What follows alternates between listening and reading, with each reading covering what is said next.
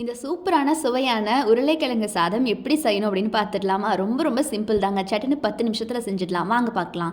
அதாவது முதல்ல இந்த மாதிரி அரிசி சாதத்தை தனியாகவே ரெடி பண்ணி வச்சுக்கோங்க. உதிரி உதிரியாக அந்த சாதம் இருந்தால் ரொம்ப நல்லது.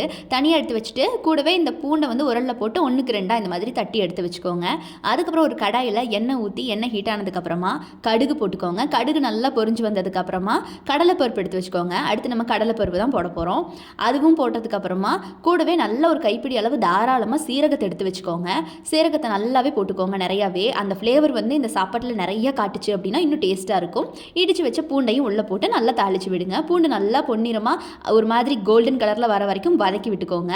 இந்த பூண்டு தான் இந்த சாப்பாட்லேயே ஹைலைட்டே. அவ்வளோ டேஸ்டியாக வாசம் கொடுக்குறதே இந்த பூண்டு தான். அதுக்கப்புறமா இந்த மாதிரி மொட்டு மொட்டாக வச்சுருக்க சின்ன வெங்காயத்தையும் உள்ளே கொட்டிக்கோங்க. உங்களுக்கு சாப்பாட்டுக்கு தேவையான அளவு சின்ன வெங்காயம் உரிச்சுக்கோங்க. இது நாங்கள் கொஞ்சமாக செய்கிறதுனால இந்த அளவு தான் எடுத்திருக்கோம்.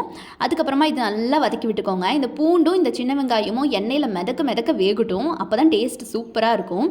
அதுக்கப்புறமா பார்த்திங்கன்னா நம்ம ஸ்பைசஸ் எடுத்துக்கலாம். தனியாக ஒரு தட்டில் இந்த மாதிரி காரத்துக்கு தேவையான அளவு மிளகாத்தூள் எடுத்துக்கோங்க. அதுக்கப்புறம் மஞ்சத்தூள், கரம் மசாலா தூள், மல்லித்தூள் இந்த மாதிரி எடுத்து ஒரு தட்டில் வச்சுக்கோங்க. ஒரு பக்கம் கடாயில் வெந்ததுக்கப்புறமா இந்த ஸ்பைசஸ்லாம் நீங்கள் உள்ளே கொட்டி நல்லா வதக்கி விடுங்க. இந்த சின்ன வெங்காயத்துலையும் பூண்டுலையும் இந்த ஸ்பைசஸ்லாம் நல்லா இறங்கட்டும், நல்லா பிடிச்சிக்கிட்டும். அதுக்கப்புறமா நீங்கள் வந்து கழுவி வச்சுருப்பீங்களா உருளைக்கிழங்கு, அதை வந்து உள்ளே சேர்த்திக்கோங்க. ரொம்ப ரொம்ப பெருசாகவும் இருக்கக்கூடாது உருளைக்கிழங்கு, ரொம்ப பொடி பொடியாகவும் கட் பண்ணக்கூடாது. இந்த மாதிரி மீடியம் சைஸில் இருந்துச்சு அப்படின்னா ரொம்ப நல்லது, நல்லாயிருக்கும் சாப்பிட்றதுக்கு.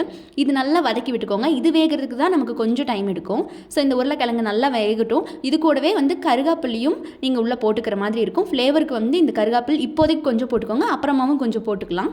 நல்லா வெந்துட்டு இருக்கும் போதே உங்களுக்கு தேவையான அளவு உப்பையும் உள்ள நல்லா சேர்த்திக்கோங்க. இது பார்த்தீங்கன்னா சில பேர் வந்து லோ ஃப்ளேமில் வச்சு நல்லா வதக்க வந்து வேக வைப்பாங்க. சில பேர் ஹை ஃப்ளேமில் வைப்பாங்க. பட் நான் சஜஸ்ட் பண்ணுறது லோ ஃப்ளேம் தான். அடுத்து இந்த மாதிரி ஒரு சின்ன சைஸ் தக்காளி எடுத்து வச்சுக்கோங்க.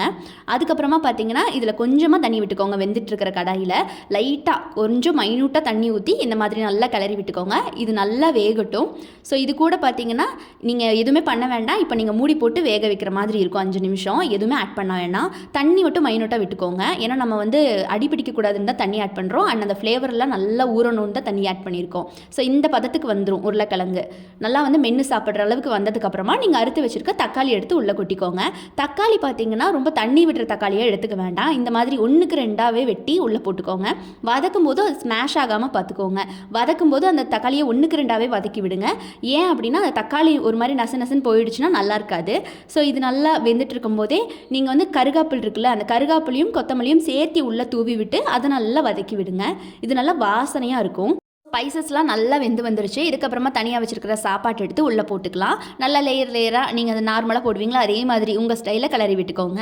கிளற பார்த்தீங்கன்னா தக்காளி எடுத்து பார்த்தீங்கன்னா தனியாக தெரியும். தக்காளி பாருங்கள் 1க்கு 2 இதுக்கு தான் வதக்க சொன்னோம். இந்த மாதிரி தனியாகவே சாப்பாட்டில் தெரியும். அவ்வளோ நல்லாயிருக்கும். டேஸ்ட்டும் சூப்பராக இருக்கும் 1க்கு 2 வதக்கும் போது. அதுக்கு மேலே கொத்தமல்லி இலை தூவி இறக்கிடலாம். சாப்பாடு ரெடி ஆகிடுச்சு. அவ்வளோதான். சூடான சுவையான உருளைக்கிழங்கு சாதம். நீங்கள் வந்து லஞ்ச் பாக்ஸில் கொண்டு போகலாம். அது போக ஃபேமிலியோட வெளியே போனாலும் இந்த சாப்பாடு ஒரு பெஸ்ட் காம்பினேஷன் சொல்லுவேன். நீங்கள் கடிச்சிக்க எதுவுமே தனியாக கொண்டு போக வேண்டாம். ஊறுகாய் கூட தேவையில்லை. அந்த சாப்பாட்டுக்கு அவ்வளோ டேஸ்ட்டாக இருக்கும். ஒரு பிடி அதிகமாகவே சாப்பிடுவாங்க ஃபேமிலி மெம்பர்ஸ். கண்டிப்பாக ட்ரை பண்ணி பாருங்கள். நீங்களும் வீட்டில் இந்த சாப்பாட்டை ட்ரை பண்ணி பார்த்துட்டு மறக்காமல் எப்படி இருந்துச்சு அப்படிங்கிறத என்கிட்ட சொல்லுங்கள்.